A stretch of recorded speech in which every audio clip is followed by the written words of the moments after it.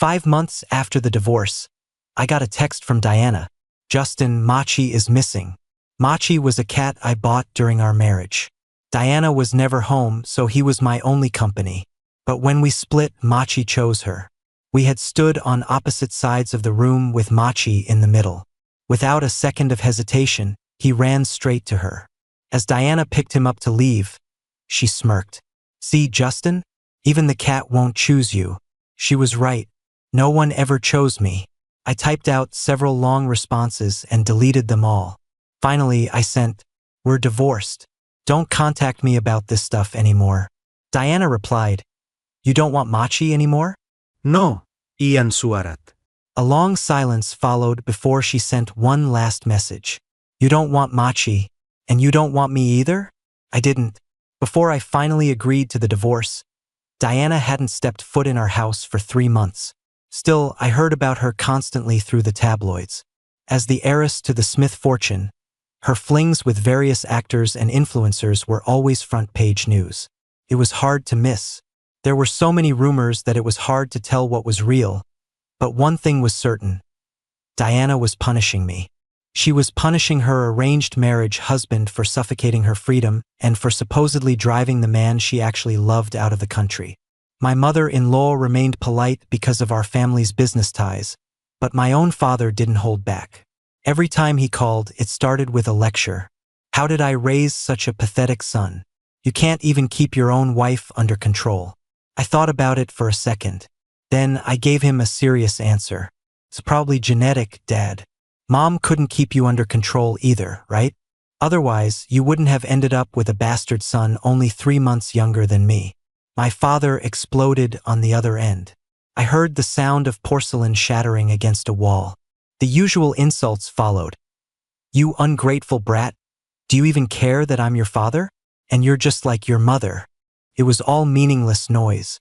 I hung up and closed my eyes, feeling a wave of exhaustion hit me.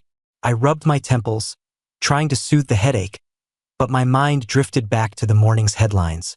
Heiress Diana Smith spotted late night with rising star. Actor flaunts luxury watch, are wedding bells ringing? The post featured a photo of the actor. He had a sharp, handsome face. He looked exactly like my damn half-brother, which meant he also looked exactly like the man Diana truly wanted but couldn't have. He was just a look-alike substitute. No wonder Diana had given him that limited edition watch, the one she'd bought for a fortune years ago and kept locked in the back of her safe. I scrolled back to the post. The comments were full of fans gushing over them. "Congrats to Ethan. They look so good together. I'm totally shipping this. Ethan is about to marry into the elite." One person tried to push back. "Elite? Keep dreaming. He's just a boy toy to her." The fans immediately swarmed him. "Are you blind? Do you know what a luxury watch like that means to a man? A watch? I had one too, but mine was picked out by Diana's assistant. It was huge and expensive, befitting the status of a son-in-law to the Smith family. But that was all it was, a badge of office. At our small, private wedding, Diana had slid it onto my wrist with all the enthusiasm of someone filing a tax return. I kept scrolling through the arguments in the comments until one caught my eye. People only put effort into gifts for the ones they actually love. It wasn't news to me that Diana didn't love me. And yet, in the silence of the night, I couldn't sleep. The clock on my phone ticked toward 3 a.m. The darkness was heavy, and the silence of the house felt like it was drowning me. Just before 4 a.m., Machi started racing through the halls. He knocked something over, the crash echoing through the quiet house. I got out of bed, intending to put him in his carrier. But as I reached for him, Machi hissed and lashed out, leaving several bloody gashes across the back of my hand. Before I could react, he darted into Diana's bedroom. That room was forbidden territory, a place she'd made clear I was never to enter. Machi knew that. Whenever he didn't want me near him, he'd hide in her room to get away from me. I stood outside her door for a long time. I didn't go in. Instead, I went downstairs alone to find some antiseptic and cotton swabs. After cleaning the scratches, I sat on the sofa. Machi never came back out. I watched the sky slowly turn from black to gray. At dawn, Diana called. Justin, what is it going to take for you to sign the papers? Her voice was cold, devoid of even a hint of warmth. It had been this way for 5 years. Suddenly, I was just tired. Tired of waiting, tired of compromising, tired of failing. There was never going to be any affection between us. Rather than dragging us both through this misery, it was time to get out. I looked up at the door that would never open for me and said, "Come home. I'll give you my answer." Diana must have been terrified I'd change my mind, because she was at the house in less than 30 minutes. She walked in and sat on the sofa furthest away from me. "Fine," she said bluntly. "What are your terms?" I hadn't seen her in 3 months. She was still beautiful, the kind of woman who looked like a movie star even in casual clothes. I used to want to tell her how pretty she was, but after being mocked for it a few times, I'd learned to keep my mouth shut. Now, all that was left was a cold business transaction. The terms I laid out were steep, and Diana hesitated. She took so long to decide that my stomach started to cramp with hunger. I grabbed a piece of bread from the fridge and ate it while reminding her, "If you don't agree now, I might change my mind about the whole thing." Diana froze for a second. Finally, she gripped her hands into fists and agreed. I made her promise she would never marry Ethan, or she'd have to give me half of her shares in the family company. She chose the former. Ethan was the actor from the tabloids.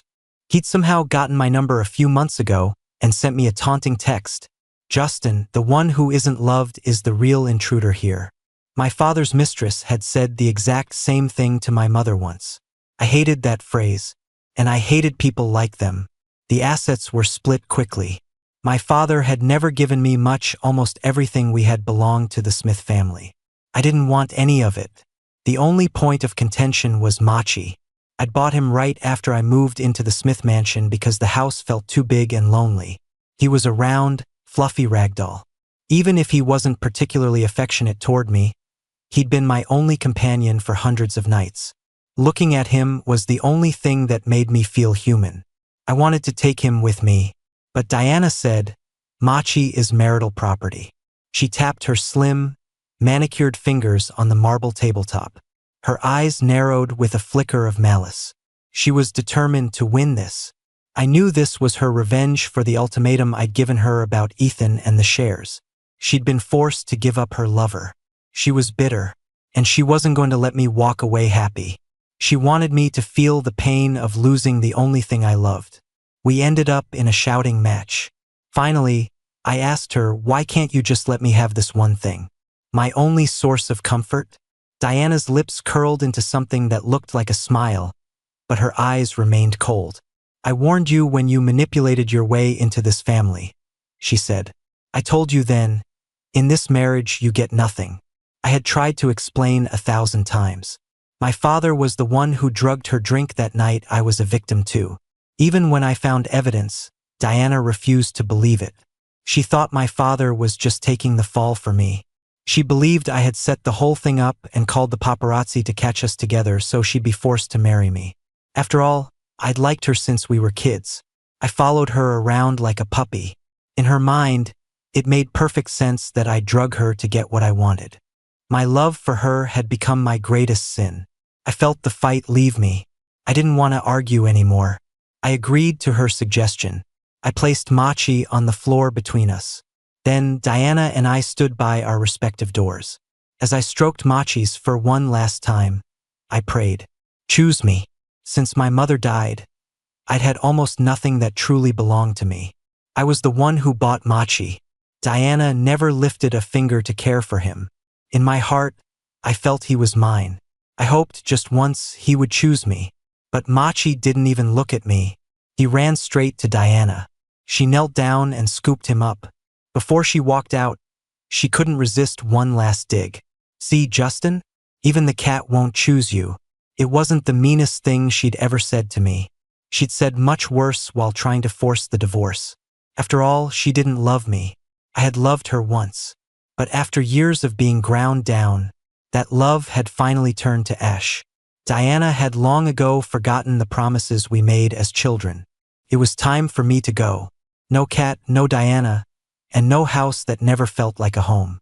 Diana had been careful. When we married, we had a solid prenuptial agreement. I left with nothing from the Smith estate. When my father found out I'd divorced her in secret, he cut off all my cards. The little money I had left was only enough to rent a tiny 2-bedroom apartment in an old complex on the outskirts of the city.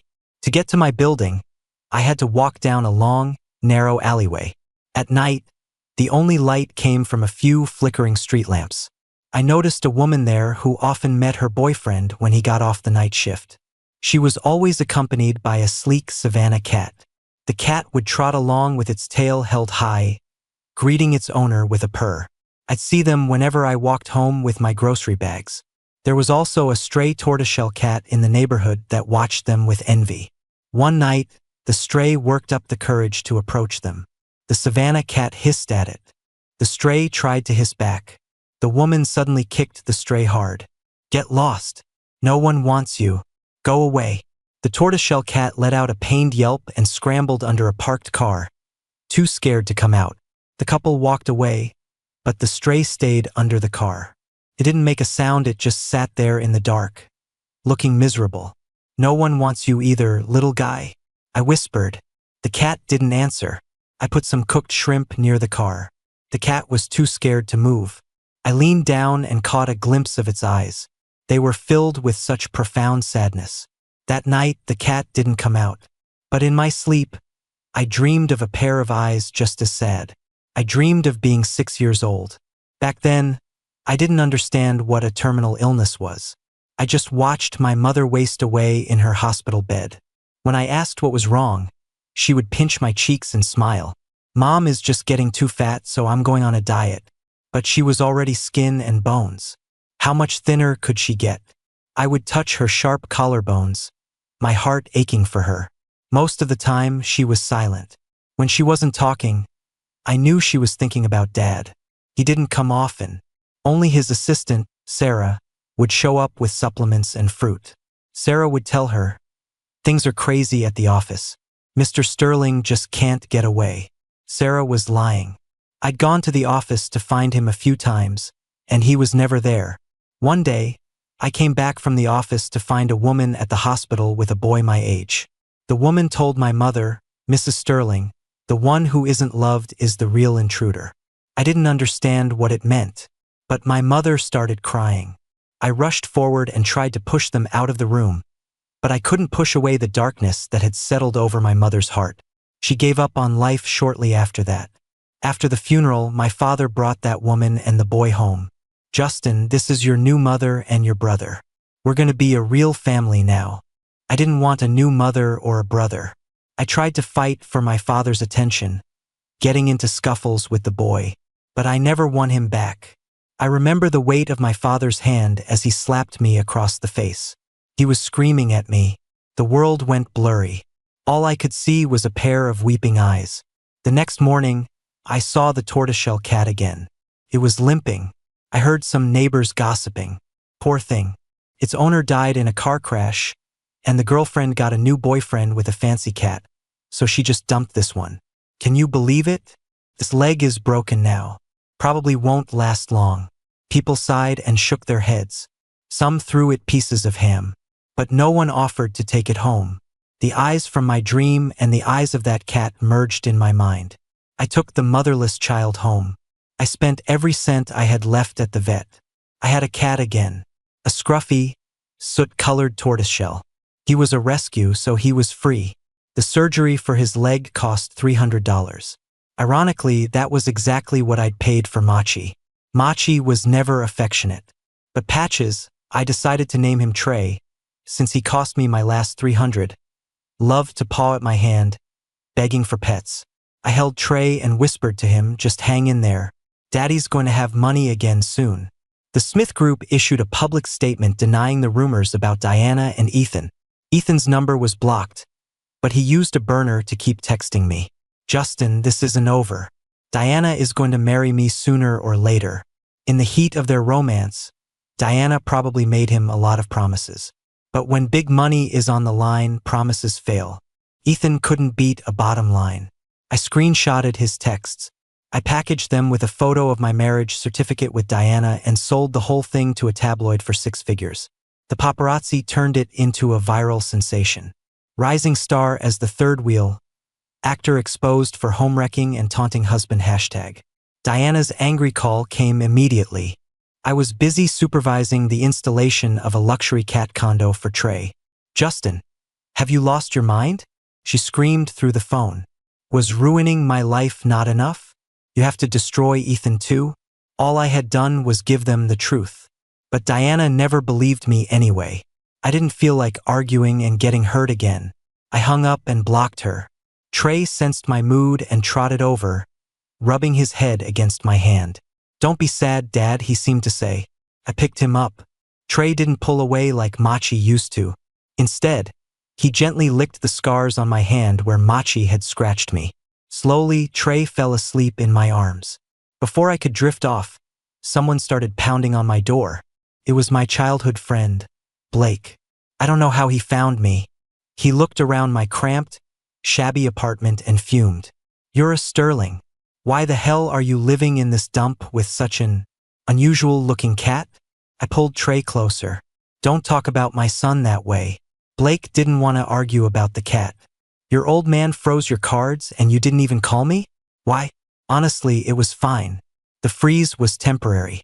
What belonged to me, they were going to have to give back eventually. My father was happy seeing me struggle. He thought it meant I'd crawl back and beg. Kept him from noticing what I was actually doing." I looked at Blake. "Is everything ready?" Blake dropped a heavy envelope on the table and patted his chest. "Guaranteed. This is enough to bury the old man." The envelope was filled with evidence of my father's tax evasion and illegal asset transfers. Blake and his father had been helping me gather this for 10 years.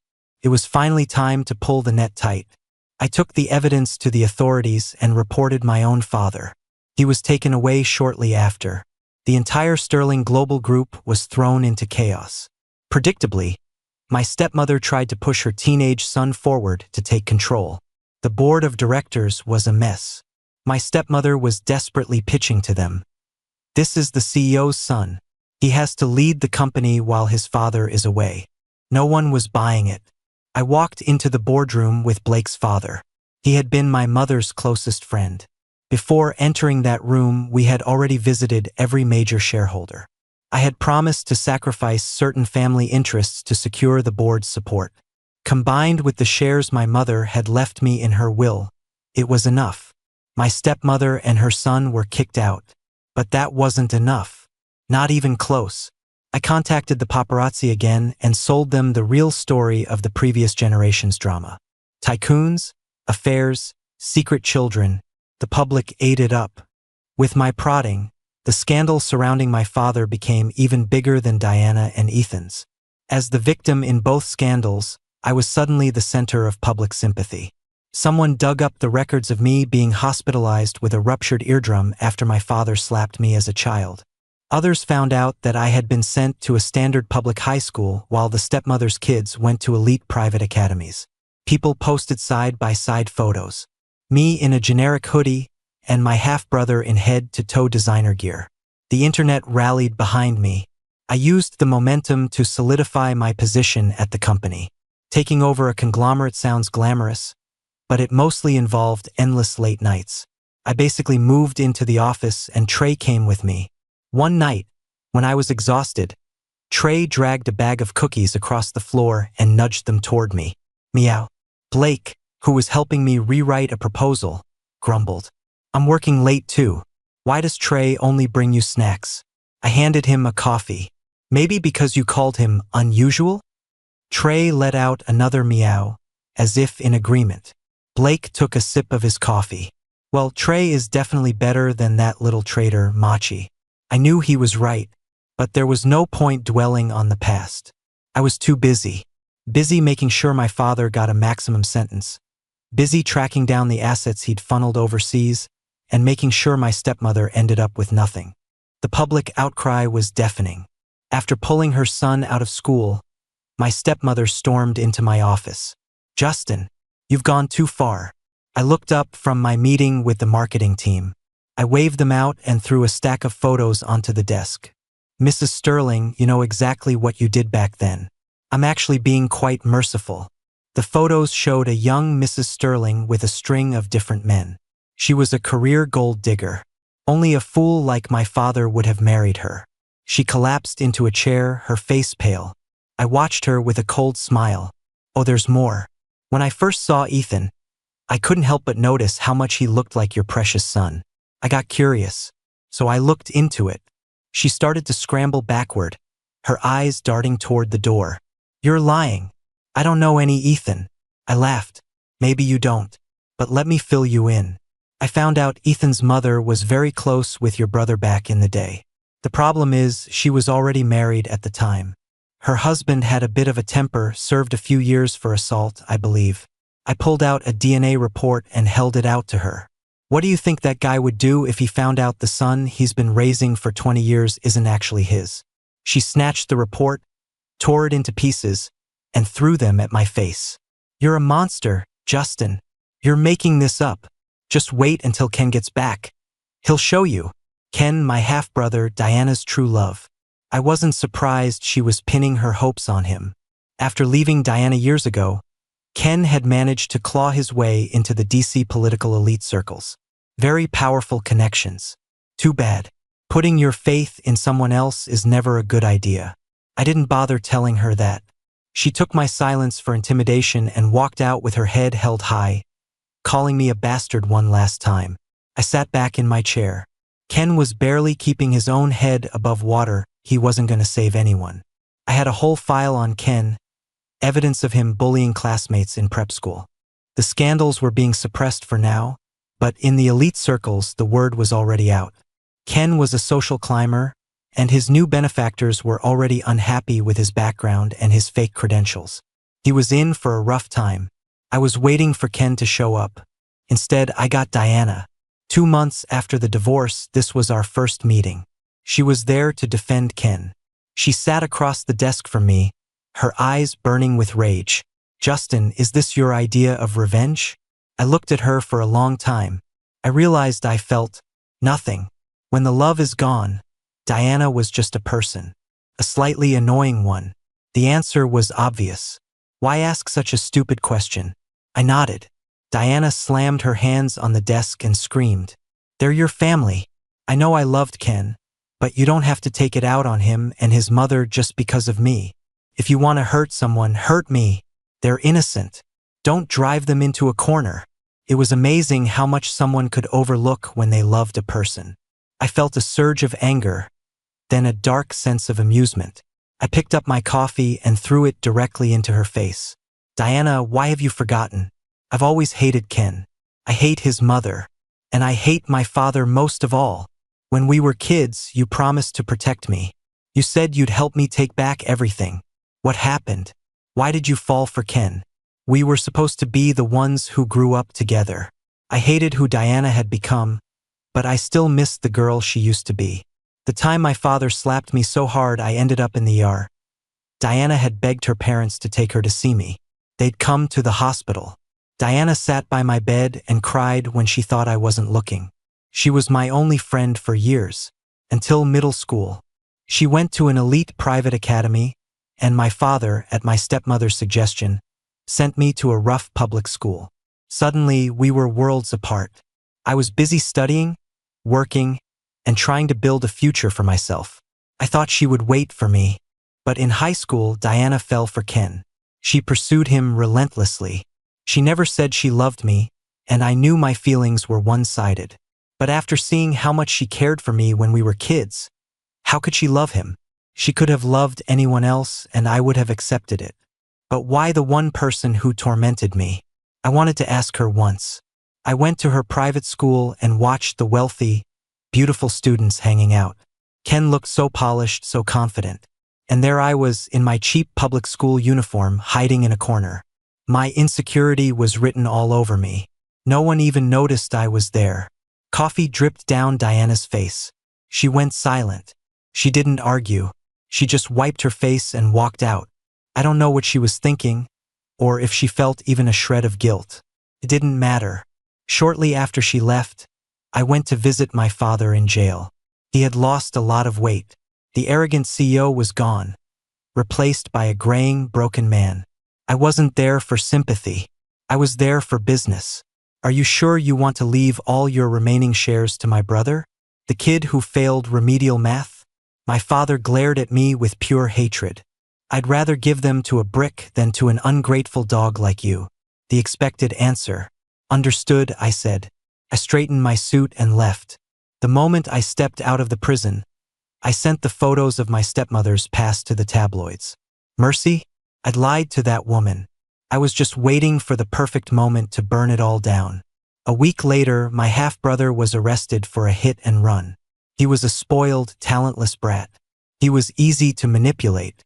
A little provocation about his mother's reputation was all it took for him to lose his mind and do something reckless. The arrest sent the internet into a frenzy.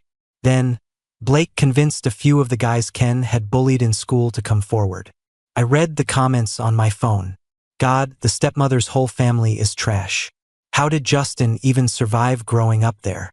I went to school with Justin. He was always studying, never went home. He lived like a normal kid. We had no idea he was actually a Sterling. So sad. Like father, like son. The dad is a monster too. Outside it was pouring rain. Finally, I could sleep peacefully. Ken was finished. Exiled was probably a better word. We met one last time. He was still arrogant, just like his mother. He stood outside my office and smirked. I guess you couldn't keep a woman, but you've got some talent for business, big brother. The last time he'd smirked like that, he'd said, "Sorry, Justin. I accidentally stole your girl." Oh well, I guess my mom stole your dad's heart too. I punched him back then and gotten locked in my room for a week. But now, my father was going to be locked in a cell for years. I swung my hand to slap him, but Diana rushed out and blocked me. She pushed me back and stood in front of Ken. "Justin, Ken has lost everything. He's suffered enough. Don't forget, you're the reason we broke up in the first place. You manipulated us." A wave of exhaustion washed over me. I clenched my fist and then let it drop.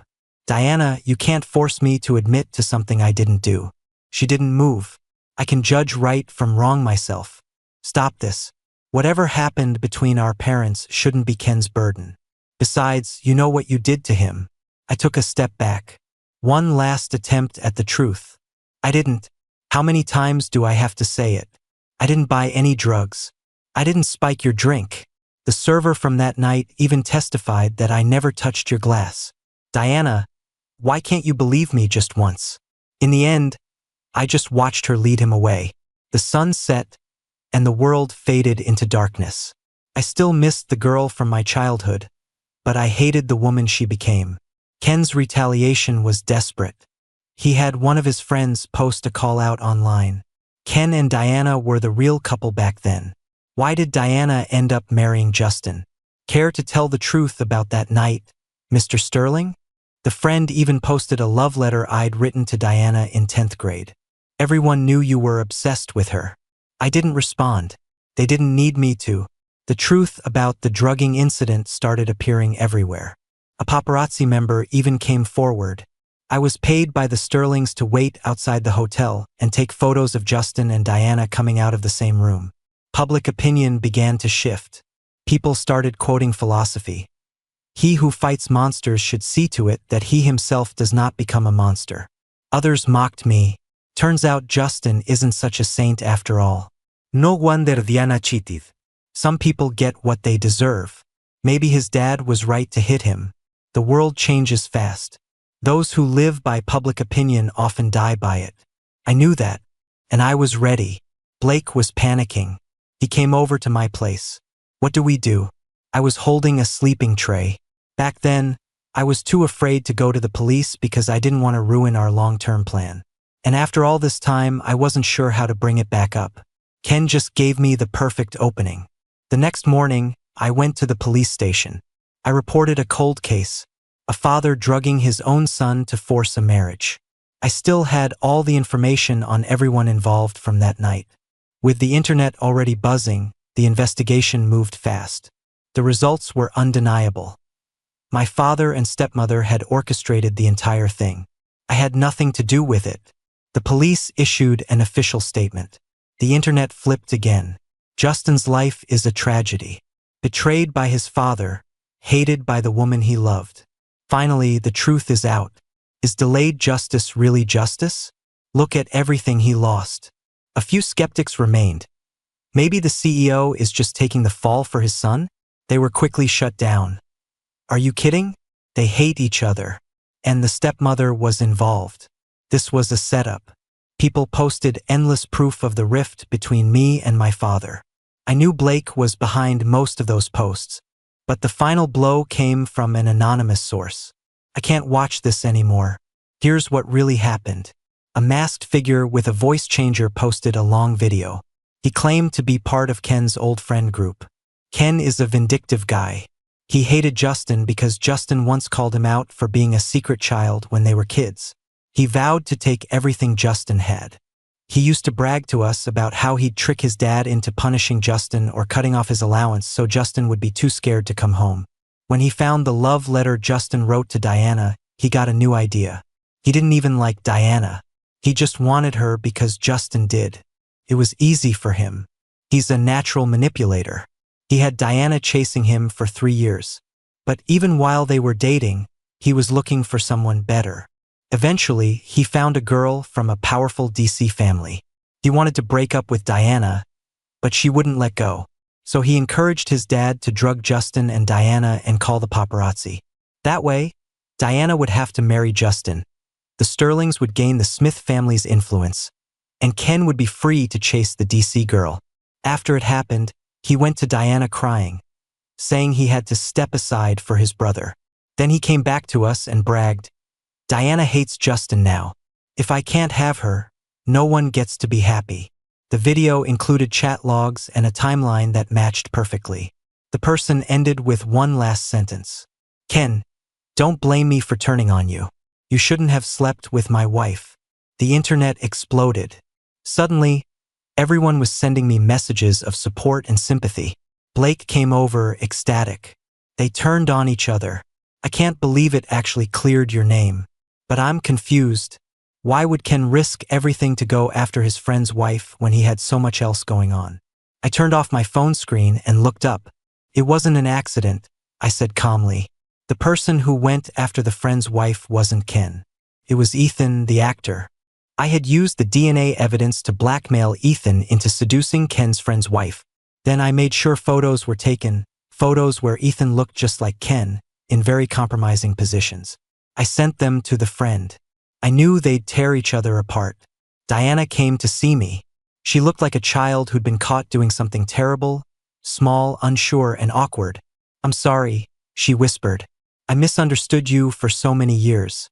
I had waited 5 years for those words. Nearly 2,000 days and nights. I still remembered the day I woke up in that hotel room. I had no idea what had happened, and Diana was pointing a finger at me, screaming, "How could you be so disgusting, Justin?" I took a deep breath, pushing down the bitterness. Back then, she wouldn't listen to me. When the marriage became a done deal, I tried to make the best of it. I thought maybe it's not so bad. We're close now. If I'm kind enough, maybe she'll come around. I looked for evidence to prove my innocence. I tried to talk to her. I thought we could find a way back to each other. But we only drifted further apart. She started drinking, clubbing, and never coming home. The tabloids were full of her affairs. I looked at her now. She was still beautiful, but she felt like a stranger. I couldn't find the girl I remembered anywhere in her face. I stood in the doorway of my apartment. The sun was setting behind me, casting a long shadow. Diana looked into my small, shabby rental and her expression softened into pity. "Why are you living in a place like this? It's not safe. Come home with me. Let me make it up to you. Let's start over." How do you start over after that? I felt a deep, hollow ache in my chest. I remembered all the nights I'd spent alone, gripping my fists and telling myself, "It'll get better. The truth will come out. And when it does, she'll have to make it up to me." I'd waited so long that I changed my mind. "We can't go back, Diana," I said. She refused to leave. I had to call building security to escort her out. A week later, I got a text from a mutual friend. "Justin Machi is missing." It was Diana using his phone. I thought about Machi, the tiny ball of fur I'd raised. The cat that had walked away from me without a backward glance. I typed and deleted a dozen things. Finally, Diana, we're divorced. Don't contact me about this stuff anymore. She replied, you don't want Machi anymore? No. A moment later, you don't want Machi, and you don't want me either? No. I had other things to do, things more important than romance. My revenge wasn't finished. Without Diana's protection and with his friends turning on him, Ken was nothing. He came to beg me for mercy. I handed him over to the victims of his prep school bullying. I have more than enough money to fund their lawsuits against you, I told him. You're going to pay for what you did. More and more victims came forward. I had my legal team organize everything. I wasn't going to let that evidence go to waste. My father and half-brother were sentenced within months of each other. I personally delivered the news to my stepmother. How does it feel to lose everything? I asked. She screamed and tried to lunge at me, but security held her back. She was eventually committed to a psychiatric facility. Since I was technically her son on paper, I was the one who signed the papers. She can stay there. I sold everything in the Sterling mansion that belonged to my father, my stepmother, and their kids. I donated the proceeds to charity. Then I renovated the whole place. I moved back into the house my mother had designed, with Trey by my side. I chose the master suite on the 3rd floor with the most sunlight, instead of the tiny room I'd been relegated to as a kid. Trey had the run of the place. He'd zoom around the house and then come curl up next to me. Later, while driving through Diana's neighborhood, I saw a scraggly, dirty ragdoll. It was Machi. He ran toward me and rubbed against my leg. He was more affectionate than he'd ever been. Why is it that love is only given after it's too late? I've always hated the taste of expired candy. I called someone to pick him up and return him to the Smith estate. Machi meowed and struggled as they carried him away. But I didn't look back. I was busy heading toward a much brighter tomorrow. Side story, Diana's perspective. I made a promise to a boy once, and I broke it. I forgot my word. I fell for the brother of the person he hated most. He avoided me for 7 years. Then, after college, we woke up in bed together. I was convinced he had drugged me, that he'd driven Ken away and forced me to marry him. I told myself I could never love a man that manipulative. But he was so gentle that there were moments when I almost gave in. I told myself, Diana, don't forget what he did to you. If you love him, you're betraying Ken. I couldn't let myself love him. To numb the guilt, I started acting out. I flirted with actors, went to bars, did anything to hurt him. But I never actually let anyone touch me. I just wanted to punish him. I begged him for a divorce 100 times. But the day he finally said yes, why did it hurt so much? I saw him sitting in the corner of the kitchen, eating a plain piece of bread, and I had a flash of memory. Why couldn't I remember where I'd seen that before? My chest felt tight. I told myself I was just angry he'd forced me to choose between Ken and my company. So I took his cat. It was the first time I saw his eyes go red with tears. I should have been happy, but I felt like I was suffocating. The next time I heard about him, he had taken over Sterling Global. And then the truth came out, piece by piece. He hadn't drugged me. It was all Ken's plan. I looked at Ken and felt nothing, no spark, no love, only a burning rage at being played for a fool. I realized that love and hate had flipped. The reality I'd refused to see was now the only thing left. I had loved Justin all along. Fate is a cruel joke. What did those 5 years of misery even mean? If I were him, I'd hate me too. And he did. He wouldn't forgive me. He didn't even want the cat back. He had a new cat now, one that actually loved him. And later, he had a new partner, Lily, and a child. I'm the only one left trapped in the past. Every day, I watch Machi sit by the door, waiting for him. I realize now that the punishment I tried to give him was actually a life sentence for myself. Every time I look at the cat, I see Justin. And I remember being a little girl, holding his hand and saying, "Don't be scared, Justin. I'll protect you." Side story, Trey's perspective. After my first dad died, my mom threw me away. I thought I'd never have a home again. Then I met a handsome man who took me to the hospital when my leg was broken. While I was in surgery, my first dad came to me in a dream. He told me, Trey, forget about that woman. I found a great guy to be your new dad. Be a good boy and love him for me. Okay? My new dad calls me Trey. It's a good name. Trey has a new dad now.